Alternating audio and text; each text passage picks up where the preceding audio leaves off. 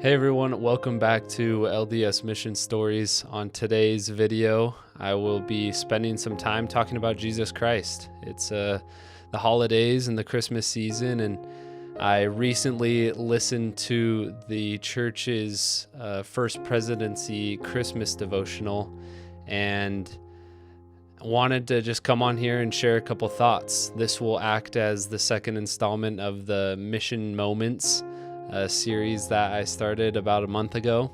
But in the stories that I will talk about today, I'll share a few experiences I had, but I'll be focusing on the remarks from President Farnes and President Holland. They shared really amazing talks in this devotional.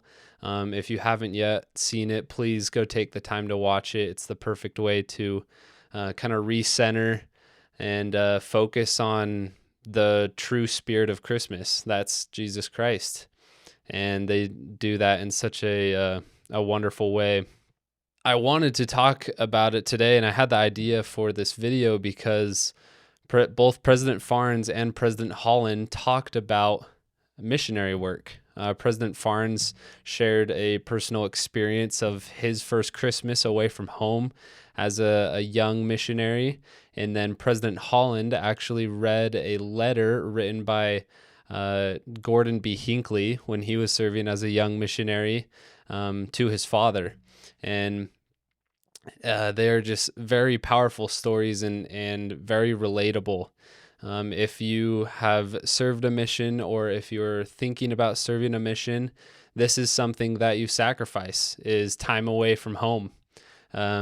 And it can be hard, especially during the holidays, as you miss out on some of those family traditions and gatherings. It can be a trying time as a young missionary, especially your first year away from home.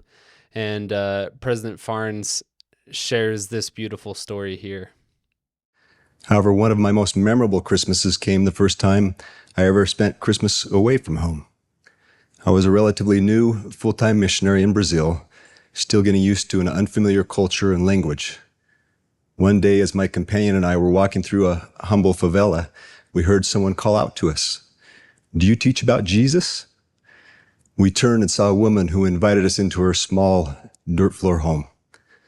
We met her aged mother and her 7 children, who all somehow lived together in that tiny space. We started teaching them the restored gospel of Jesus Christ, and they were eager to learn. As Christmas time approached, the family invited us to have Christmas dinner in their home. I admit that I wasn't excited about their invitation.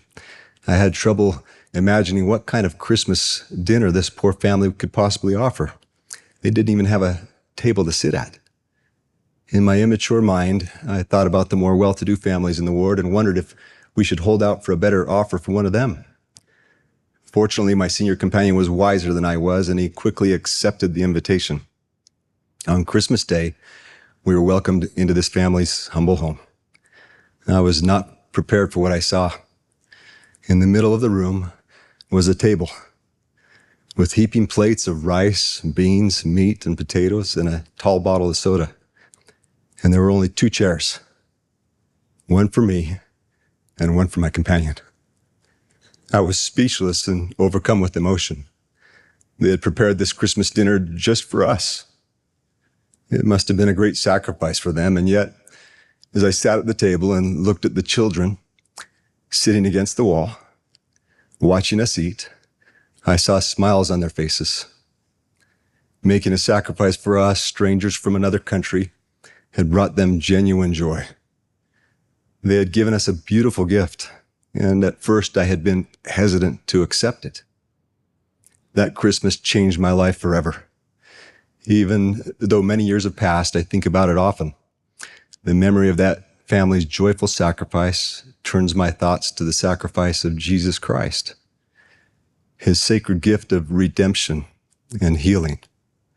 After all, his gift is the reason we celebrate Christmas. So on top of this, I initially had the idea to do this video right after I heard President Farnes share this story.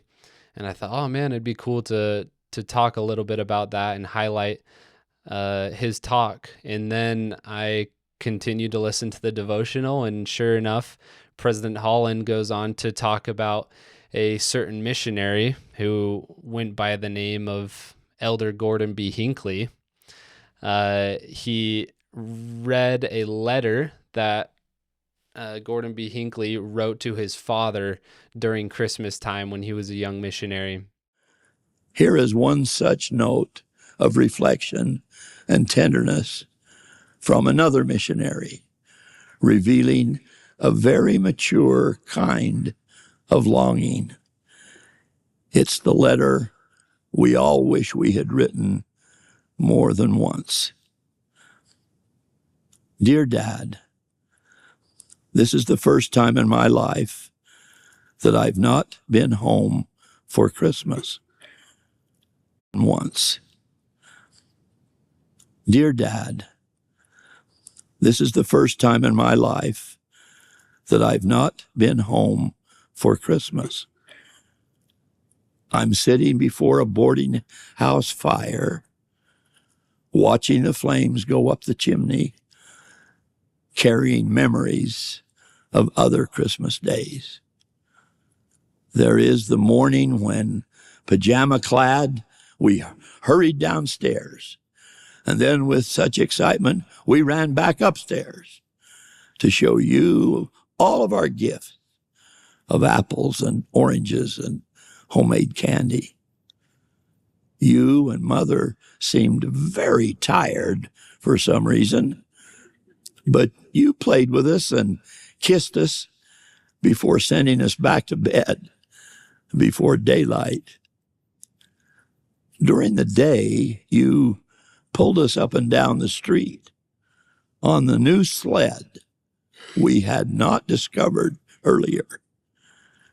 And we knew you were the biggest, strongest man in all the world. Last night, I missed the thrill of seeing Santa Claus come. Last night, I missed the thrill of seeing Santa Claus come. He did not come this morning either.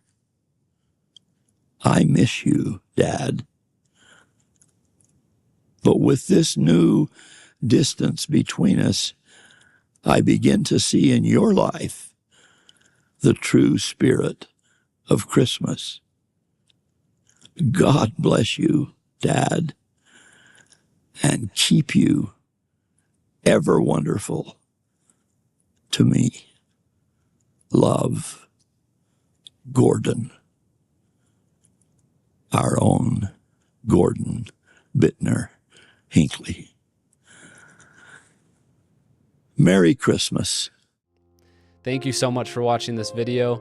Like I said in the beginning, if you haven't yet watched it, please go take the time to watch this Christmas devotional because it is amazing.